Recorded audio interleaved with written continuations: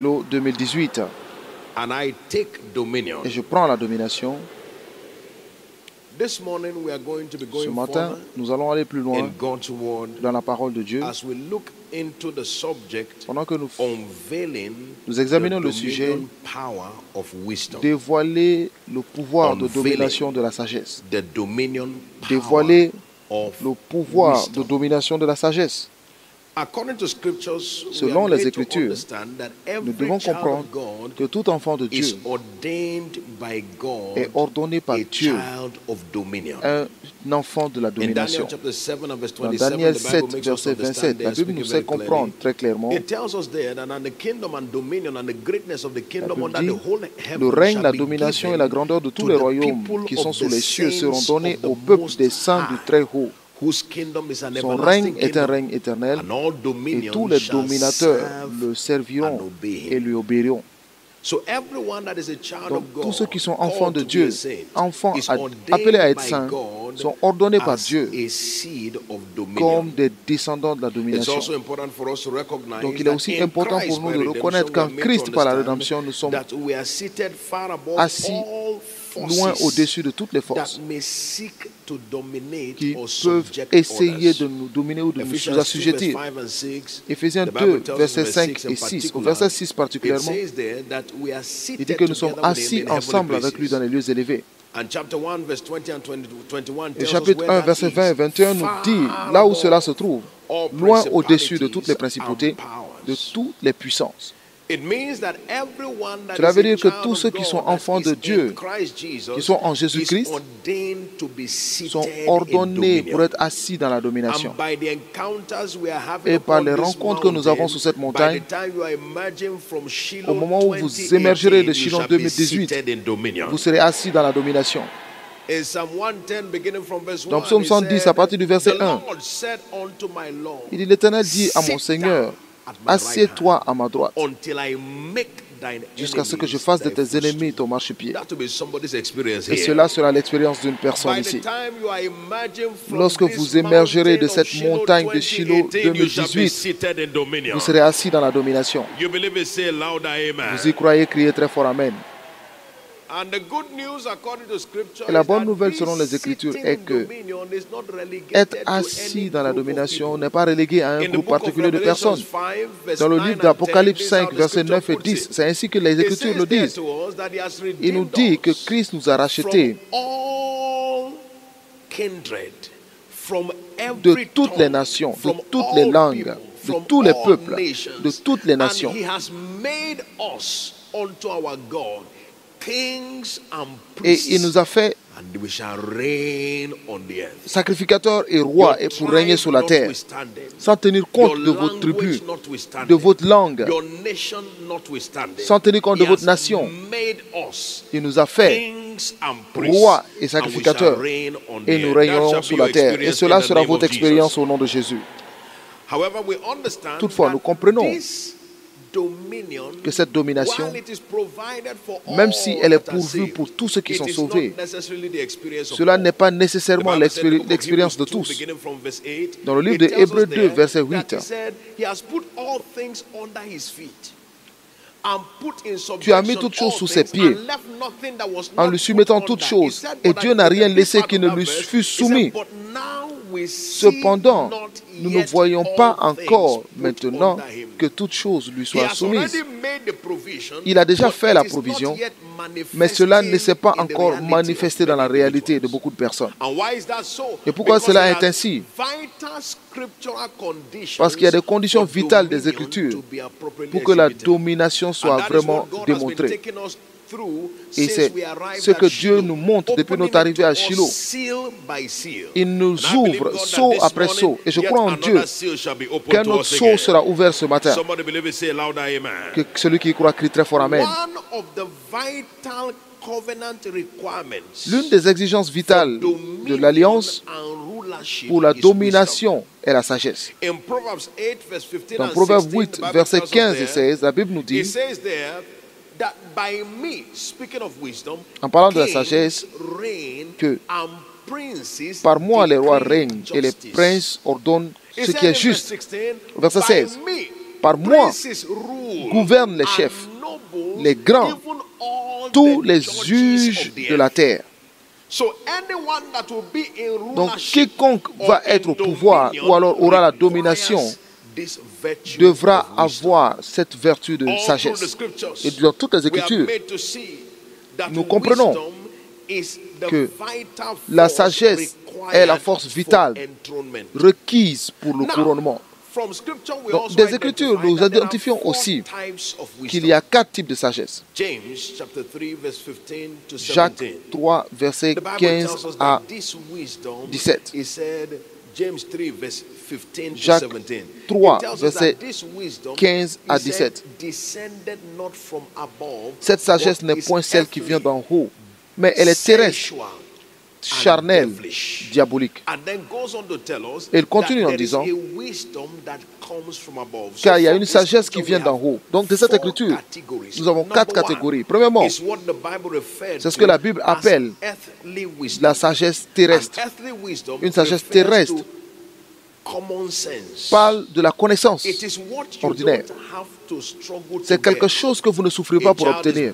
Un enfant est né et cet enfant naît ce qu'il faut faire. Il sait ce qu'il faut faire de la nourriture. On donne la nourriture à l'enfant et il met la nourriture dans la bouche. Donc ce n'est pas quelque chose qu'il part à l'école pour apprendre, mais il est juste né avec ça. C'est une connaissance ordinaire qui donne que des résultats ordinaires. Mais la deuxième catégorie de sagesse que nous avons est ce que l'Écriture appelle la sagesse sensuelle, c'est-à-dire la sagesse intellectuelle. C'est le produit d'un engagement dans l'apprentissage. Un engagement rigoureux dans l'apprentissage. On appelle cela la sagesse intellectuelle ou sensuelle.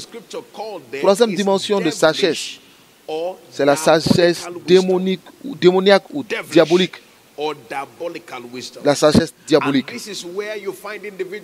Et c'est là où vous trouvez des individus qui essaient de s'élever par la manipulation de l'enfer. Mais l'Écriture nous dit qu'il y a une sagesse qui vient d'en haut. C'est une sagesse céleste. Et tout ce qui vient d'en haut est au-dessus de tout. Alors aujourd'hui, pendant que vous êtes sur cette montagne de Shiloh, aussi bien à Canaanland que dans tous les centres de visualisation dans le monde, et tous ceux qui sont connectés par tout moyen, sur cette montagne, la sagesse qui vient d'en haut sera déposée fraîchement sur vous. Celui qui y croit crie très fort Amen. Je dis, celui qui y croit crie très fort Amen. C'est celui qui y croit crie très fort Amen.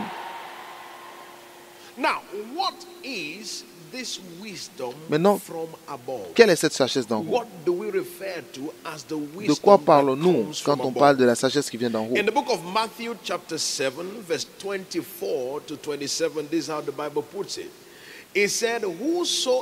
Dans Matthieu 7, verset 24,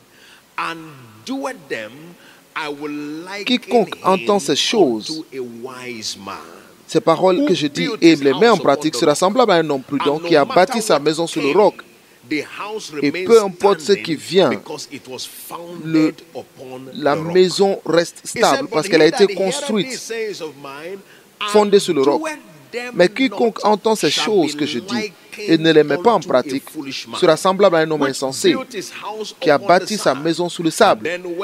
La pluie est tombée, les torrents sont venus, les vents ont soufflé et ont battu cette montagne. Elle est tombée et sa ruine a été grande. Alors, de cette écriture, nous voyons une définition claire de la sagesse et de la folie. Qui est l'homme sage? L'homme sage est celui qui entend ce que Dieu dit et le fait. La sagesse, c'est simplement opérer par l'instruction divine. Appliquer toutes les paroles qui viennent de Dieu. Et si vous entendez beaucoup de témoignages que nous avons sur cette montagne, vous entendez les gens dire que j'obéissais à toutes les instructions qui venaient de l'autel. Lorsqu'un homme entend de Dieu et fait ce que Dieu dit, alors cette personne opère dans la sagesse. Donc c'est simplement le fait de mettre la parole de Dieu en pratique que nous appelons la sagesse. Le psalmiste a dit dans Psaume 109, verset 119, verset 105. Il dit, ta parole est une lampe à mes pieds et une lumière sur mes sentiers. En d'autres termes, ta parole est ce qui détermine les pas que je prends. À chaque fois que vous trouvez un homme qui est engagé à obéir aux instructions divines, alors vous avez trouvé un homme qui opère par la sagesse divine. Le serviteur de Dieu l'a mis de cette façon. Il dit, la sagesse, c'est savoir quoi faire et le faire. La sagesse, c'est savoir quoi dire et le dire. La sagesse, c'est savoir où aller et y aller. Tout dépend de l'application de tout ce que Dieu vous a instruit. Criez Alléluia. Criez Alléluia. Et lorsque nous voyons dans les Écritures, nous avons toutes formes d'exemples qui sont illustrés. Des individus qui ont opéré par la sagesse divine. Nous voyons certains de ces exemples aujourd'hui et vous verrez le pouvoir de couronnement de la sagesse. Parce qu'il y a des gens que Dieu va couronner par la sagesse sur cette montagne au nom de Jésus. La Bible nous dit concernant l'homme appelé Joseph, dans le livre de Genèse 41, il nous a été dit au verset 39 à 44, lorsqu'il est apparu devant Pharaon et qu'il a donné une solution à la situation que le royaume faisait face, Pharaon a dit à Joseph, puisque Dieu t'a fait connaître toutes ces choses, il n'y a personne qui soit aussi intelligent et aussi sage que toi. Je t'établis sur ma maison. Tu ne peux pas être sage et être au-dessous. Tu seras, je t'établis sur ma maison. Et tout mon peuple obéira à tes ordres.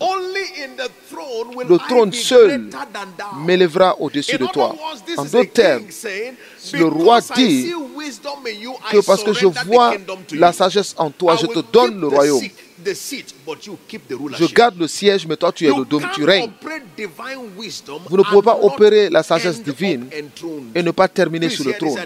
Écoutez ceci très attentivement. Vous n'avez pas besoin d'élire un homme sage. C'est la sagesse qui le sélectionne. La sagesse de Dieu vous sélectionne sans élection. Vous vous retrouvez positionné à un place sur la base de la sagesse. La sagesse fait que les gens aient besoin de vous. Pas seulement que vous soyez tolérés. Beaucoup sont simplement tolérés, mais d'autres, on a besoin d'eux. Ce qui fait qu'on ait besoin de vous. Un homme appelé Joseph, l'homme qui était en prison, celui qui était relégué, mais soudain, lorsque la sagesse est arrivée, qu'est-ce qui s'est passé? Ils disent, on a besoin de lui. Où est-ce qu'on peut trouver un homme comme toi? Un homme qui porte la sagesse de Dieu. Je t'établis sur ma maison. Je vois la sagesse vous établir. Que celui qui y croit crie très fort Amen. Je vois la sagesse vous établir au nom de Jésus. Que celui qui y croit crie très fort Amen. Je vois la sagesse de Dieu vous établir au nom de Jésus. Cet homme est arrivé avec sagesse et soudain, on avait besoin de lui. Il en avait besoin de lui. Il est devenu le trésor du royaume. Vous pouvez imaginer? Regardez l'histoire de Joseph et vous trouverez l'homme qui est arrivé en Égypte, un esclave. Un esclave qui a été mis en prison. Il est arrivé esclave et en plus il a été mis en prison. Et devant le roi, il est devenu le premier ministre. Et tout cela sous la base de la sagesse. Donc peu importe la bassesse d'un homme, c'est la sagesse qui l'élève toujours. Peu importe le niveau bas d'un homme, peu importe comment on relègue une personne, mais lorsque la sagesse de Dieu repose dans la vie de cette personne, cela l'élève au sommet. Je vois cela devenir votre expérience. Que celui qui y croit crie très fort Amen. Celui qui y croit crie très fort Amen. Le deuxième exemple, c'est l'exemple de l'homme appelé Daniel.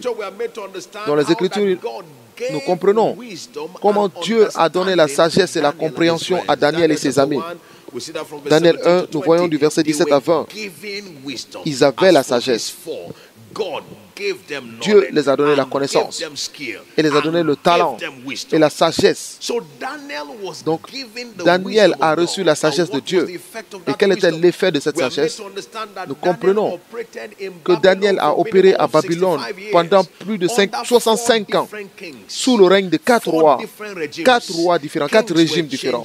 Les rois changeaient, mais la sagesse restait. Vous allez rester pertinent sous la base de la sagesse. Lorsque la sagesse de Dieu marche dans la vie d'une personne, alors cet individu est demandé. Il est demandé. Mettez-le de cette façon. Le pouvoir de la sagesse est continu.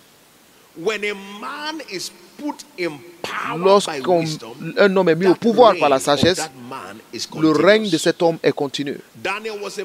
Daniel était un homme qui est arrivé à Babylone en tant qu'esclave, en tant que captif de guerre, un prisonnier de guerre. Mais il est devenu régnant dans le pays sous la base de la sagesse. Vous lisez, vous allez découvrir que cet homme est resté pertinent. Lorsque les rois arrivent,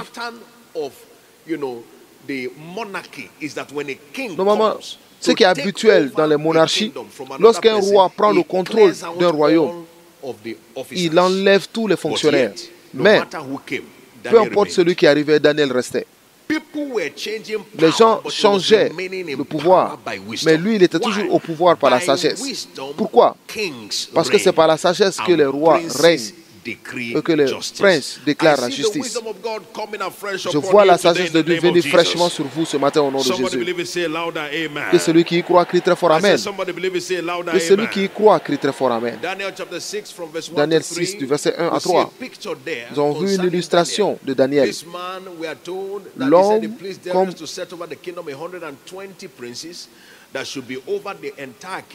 le roi a décidé de mettre plus de 120 chefs au nom desquels Daniel était.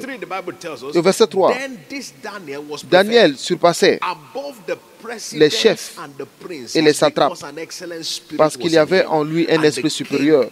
Et le roi pensait à l'établir sur tout le royaume. Il y a une chose concernant la sagesse, c'est qu'à chaque fois qu'un trône s'ouvre, vous êtes celui qui vient à l'idée. Lorsque Joseph s'est montré, soudain, un trône a été créé en Égypte. Lorsque Daniel s'est montré, Darius a commencé à considérer que cet homme doit être au contrôle du pays. À cause de la sagesse, le pouvoir lui a été donné facilement. Je vois beaucoup de personnes ici. Ils sont au pouvoir. Le pouvoir dans beaucoup de domaines vous sera donné par la sagesse. Que celui qui y croit crie très fort Amen. Que celui qui y croit crie très fort Amen. Et troisième exemple que nous voyons, c'est l'exemple de l'homme appelé Salomon. Salomon était un roi,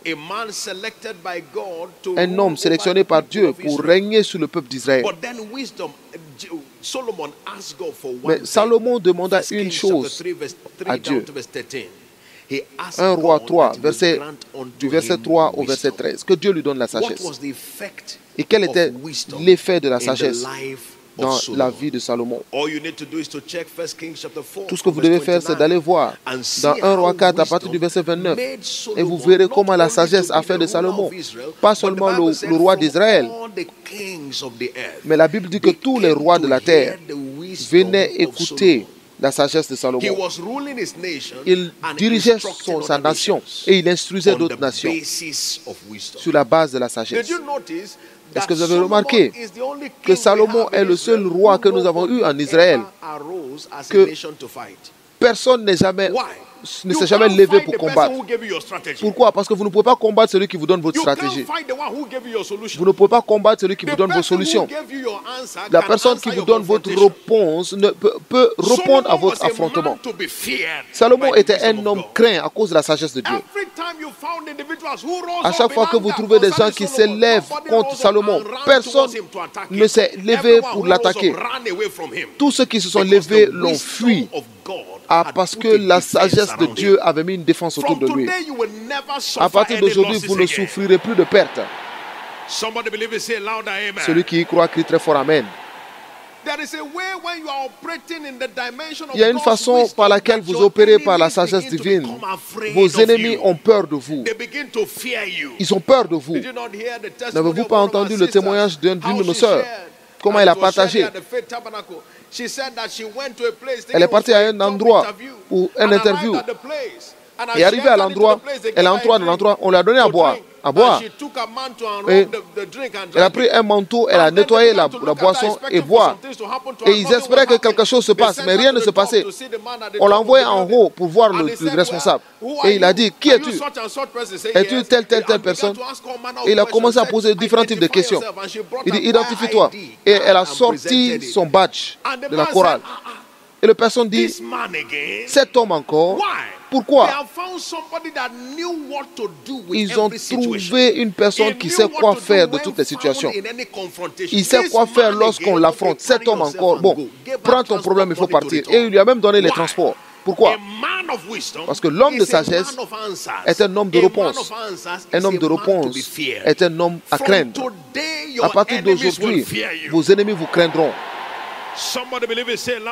Que celui qui y croit crie très fort Amen. Je dis à partir d'aujourd'hui, vos ennemis vous craindront. Vous y croyez, dites très fort Amen.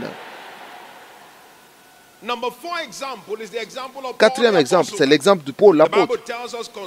La Bible nous dit concernant Paul qu'il est celui qui est arrivé le dernier. C'est celui qui devait être relégué. Tout semblait être l'illustration du malheur. Il était en vie à l'époque de Christ, mais il n'a jamais été en contact avec Christ. Lorsque Christ est parti, il est devenu ennemi de l'Église. C'est l'homme qui allait toujours dans la mauvaise direction. Mais écoutez le témoignage de Paul. Dans le livre de 1 Corinthiens 15, nous voyons Paul qui explique son témoignage. 1 Corinthiens 15, du verset 1 à 10. Vous voyez Paul dire, moi qui étais injurieux, moi qui étais ennemi de Christ, j'étais le dernier. J'étais le dernier.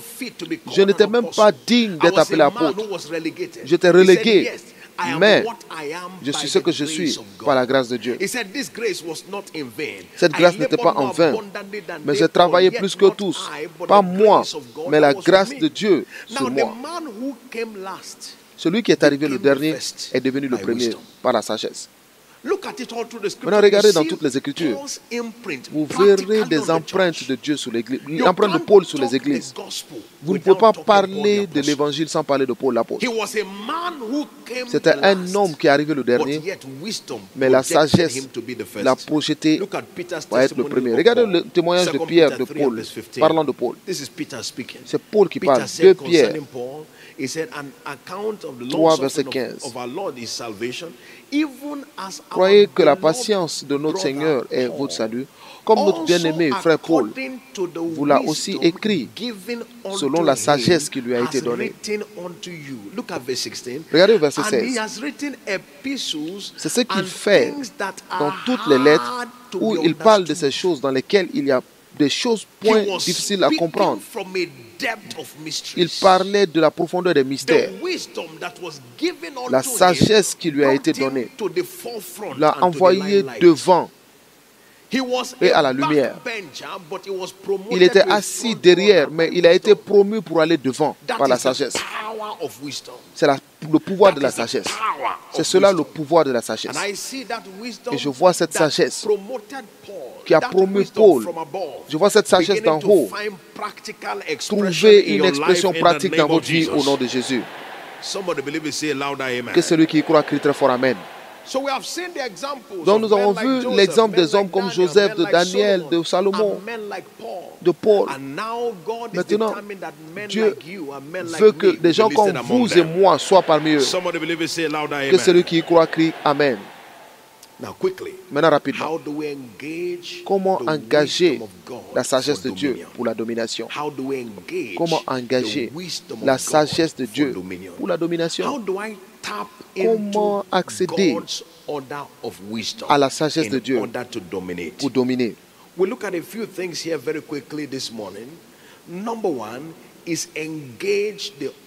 Premièrement, c'est engager le pouvoir, l'autel de prière par la foi. Engager l'autel de la prière et de la foi. Dans le livre de Jacques 1, verset 1 à 8,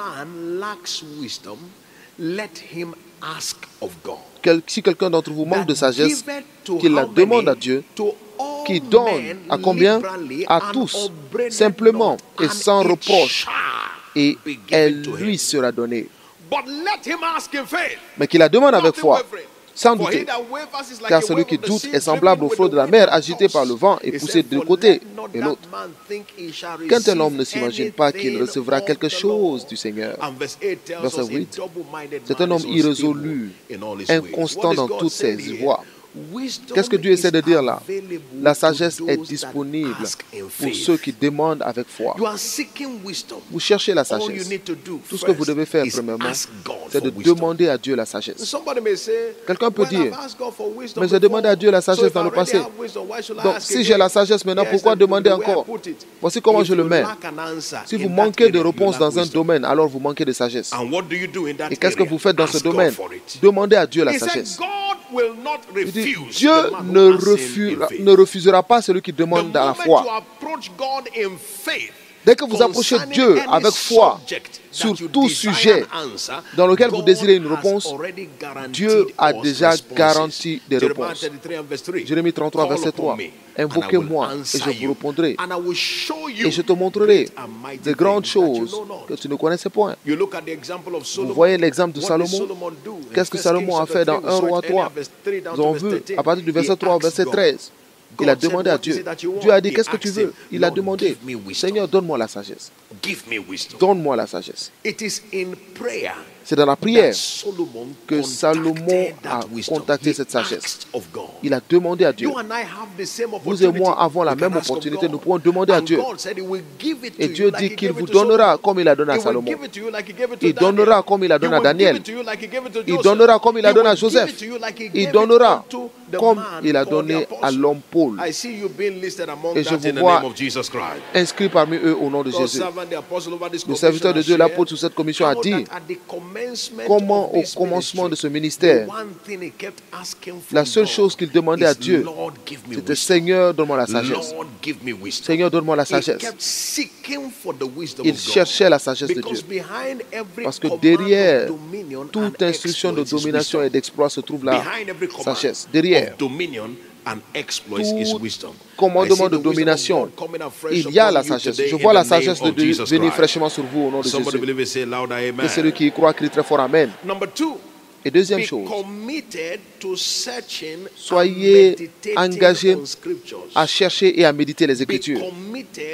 Engagez-vous à chercher et à méditer dans les Écritures. Dans 2 Timothée 3, 15, dès ton enfance, tu connais les saintes lettres qui peuvent te rendre sage. La parole de Dieu rend sage. Vous ne pouvez pas continuer de recevoir la parole de Dieu et ne pas terminer sage. La sagesse de Dieu est chargée dans la parole de Dieu. Plus nous accédons aux profondeurs de la parole de Dieu, plus nous avons accès aux profondeurs de la sagesse. Mais dans Psaume 1, verset 3, il dit, 2 et 3, il prend plaisir dans la parole de l'Éternel et il médite jour et nuit. Il sera comme un arbre planté près des courants d'eau qui porte des fruits en sa saison. Son feuillage ne flétrit point et tout ce qu'il fait réussit. Donc, en d'autres termes, il a des résultats à partir des instruments de la parole de Dieu. Donc, notre engagement à la parole de Dieu est ce qui nous donne accès à la sagesse de Dieu. Criez Alléluia. Dans Psaume 119, verset 97 à 100, nous avons vu le témoignage de Jésus.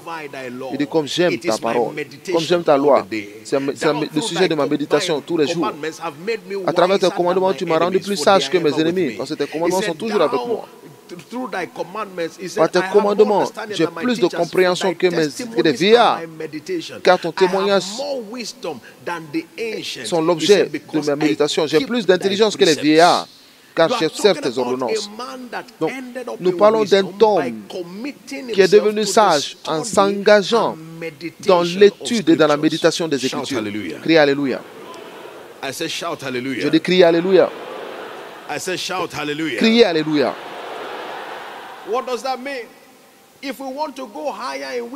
Donc, si vous voulez vous élever dans la sagesse, vous devez aller en profondeur dans la révélation. Allez en profondeur dans la révélation. Vous devez vous engager à penser à travers les Écritures. Vous devez vous engager à penser à travers les Écritures. Paul a dit dans Philippiens 4, verset 8, tout ce qui est aimable, tout ce qui est pur, tout ce qui est, s'il y a une vertu, pensez sur ces choses.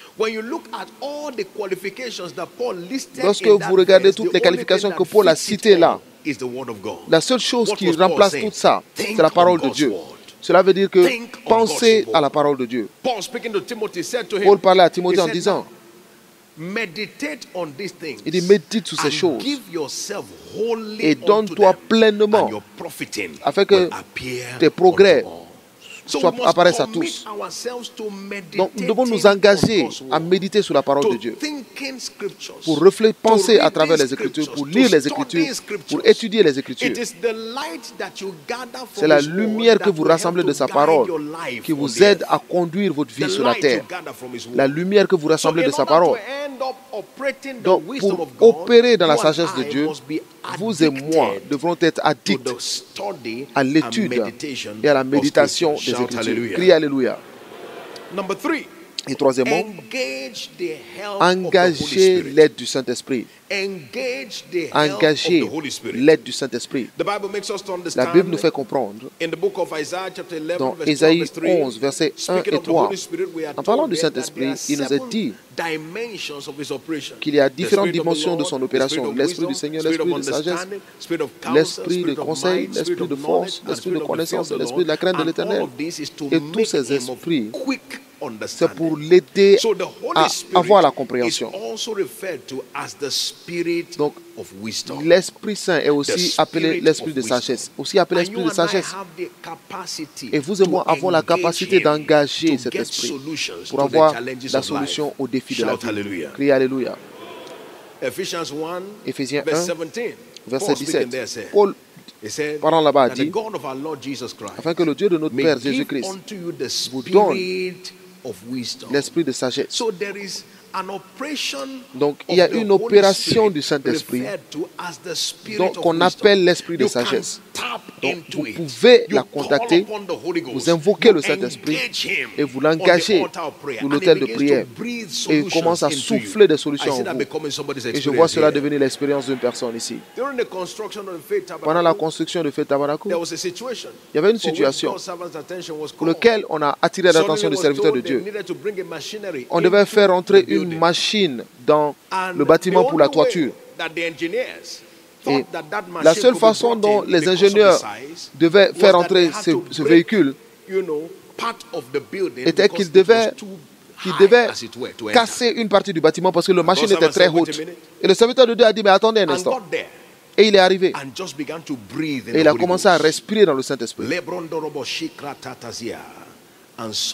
Et soudain, ce que l'ingénieur, il a dit, mais quelle est la taille des pneus? On lui a donné la taille des pneus.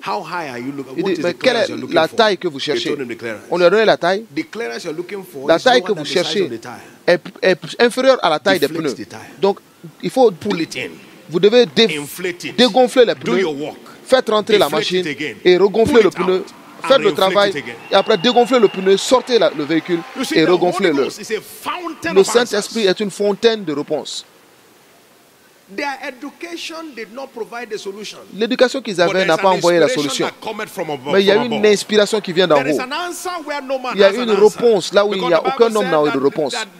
Parce que la Bible dit qu'il n'y a aucune tentation qui soit survenue, qui ne soit humaine. Dieu est fidèle. Dans tous les défis, il y a une voie de sortie. Criez Alléluia. Je vois le Saint-Esprit. Vous soufflez les réponses au nom de Jésus. Que celui qui y croit crie très fort Amen. Quatrièmement, engagez le ministère des enseignants de Dieu. Engagez le ministère de vos enseignants ordonnés par Dieu. La Bible dit dans Ésaïe 30, versets 20 et 21,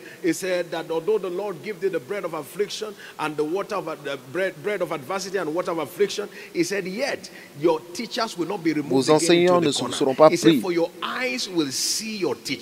Vos yeux verront. Et lorsque vous verrez vos enseignants, vos yeux qui vous instruisent, tes oreilles entendront derrière toi la voix qui dira, voici le chemin, marchez-y. Plus vous êtes engagé, comme nous l'avons entendu dans l'enseignement sur l'imitation, plus vous avez accès à la direction et aux instructions de Dieu. Donc, engagez-vous à suivre vos enseignants. 2 Chroniques 6, verset 5. On nous parlait d'Ozias. Il est devenu grand parce qu'il suivait les instructions de Zacharie. 2 Chroniques 26, pardon. Je vois la grandeur de Dieu en vous. Trouvez expression au nom de Jésus. Et finalement, cinquièmement, affrontez les situations avec la conscience de la pensée de Christ en vous. Affrontez les situations avec la conscience de la pensée de Christ à l'œuvre en vous. 1 Corinthiens 2,